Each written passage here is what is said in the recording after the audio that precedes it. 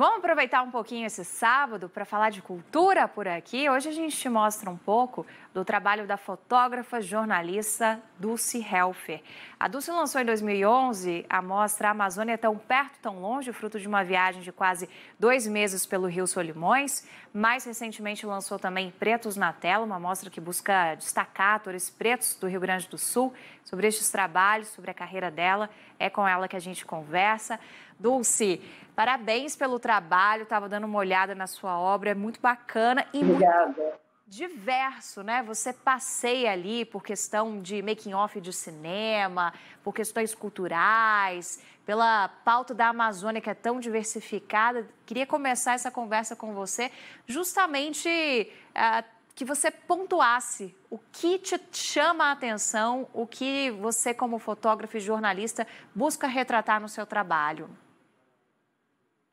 Olha, eu acho que fotógrafo mesmo, de verdade, não tem só um segmento. Eu faço foto aéreas, trabalhei em jornal, fazendo jornalismo, 27 anos, no maior jornal do Sul, e adoro a Amazônia. Fiquei 2 meses navegando no Alto Solimões.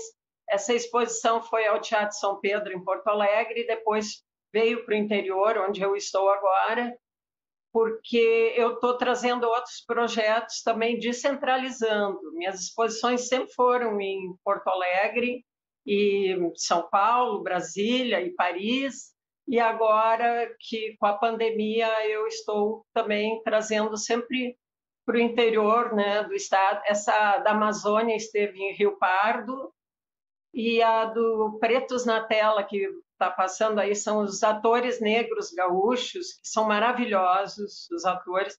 Eu faço estilo e making-off em cinema. Eu trabalhei com vários diretores de cinema, com muitos atores, e eu notei que sempre ficavam meio esquecido no cinema os atores negros. Então, eu trabalhei com David Lynch, com o Jorge Gervitz, em 3 filmes com o Tabajara Ruas, que é um grande escritor gaúcho e cineasta, e justamente o Tabajara Ruas, esse que é super escritor, reconhecido nacionalmente, ele sempre colocou atores negros nos filmes dele. Isso me chamou muito a atenção para quem faz estilo e make-off. Então, agora com a edital da Marco Polo, uma grande empresa gaúcha que estava junto com a Lei Aldir Blanc, eu consegui fazer o livro Pretos na Tela, com os atores negros, né? Esse livro aqui.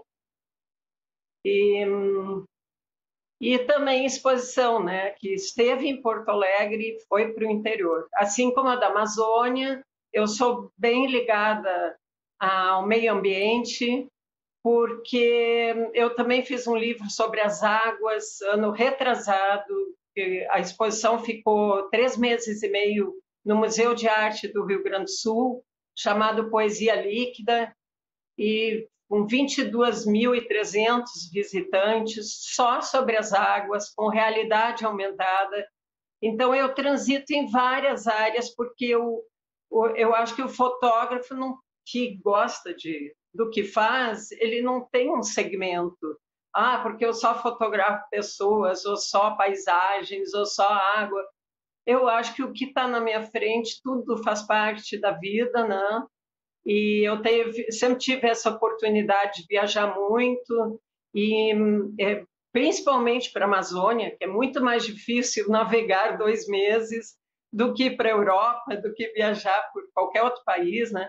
Fiquei também no Japão 2 meses, mas eu acho que a Amazônia, a oportunidade que eu tive nesses 2 meses foi uma das coisas que eu considero melhores, né, que no meu trabalho, né? Poder fotografar a Amazônia, ainda mais agora, nessa época de tanto descaso, né? Que eu estou todos nós, né? Temos que ficar muito preocupados com o que está acontecendo com o meio ambiente, né? Então, mais do que nunca.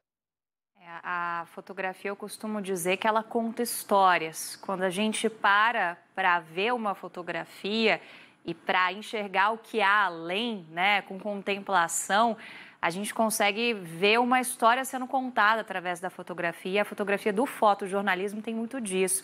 Foi muito do que eu senti vendo exatamente esse trabalho que está passando aqui na nossa tela, que é parte do seu trabalho da Amazônia. E agora também a questão do Pretos na Tela, né, Dulce? Queria te ouvir sobre isso. Como que você vê o fotojornalismo se reinventando nesses tempos de pandemia?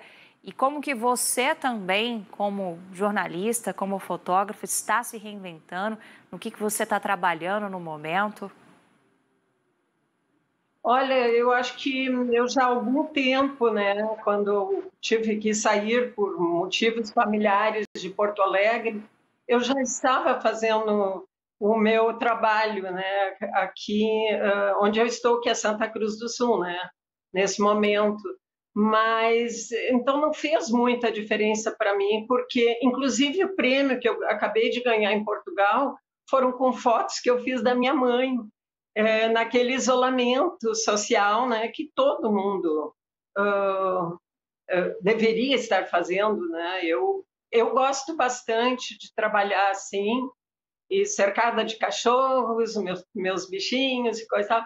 Eu sou muito voltada à causa da natureza, à causa animal, e eu acho que tudo são momentos, né, na vida de um fotógrafo, como na vida de todo mundo.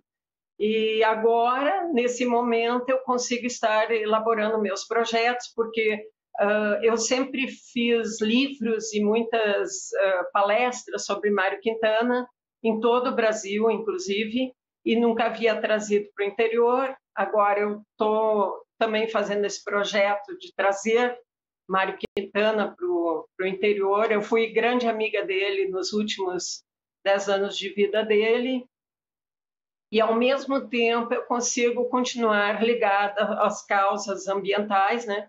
Ontem eu estava ouvindo alguém, um psicanalista, dizendo que a obra é uma coisa e o autor é outra. Então, que a gente tem grandes autores com grandes biografias, mas que tem uma vida que não foi muito nobre, apesar do trabalho, assim como tem cientistas. Eu ontem, ouvindo isso, eu percebi que eu sou a minha obra, porque tudo que está ali é o que eu vi, o que eu fotografei, as coisas do mundo. O Luiz Fernando Veríssimo escreveu um texto para mim, para uma exposição minha, que ele disse que meus olhos levaram a fotografia para o mundo.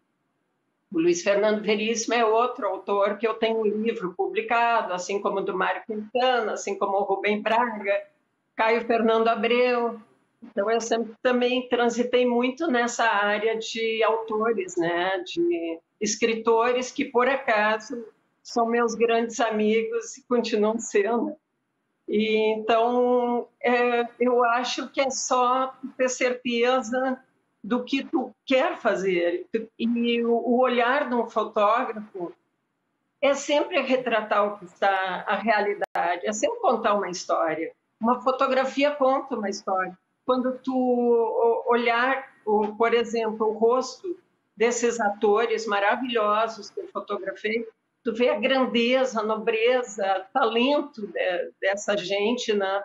E que agora com a pandemia ficou tudo tão lento, né?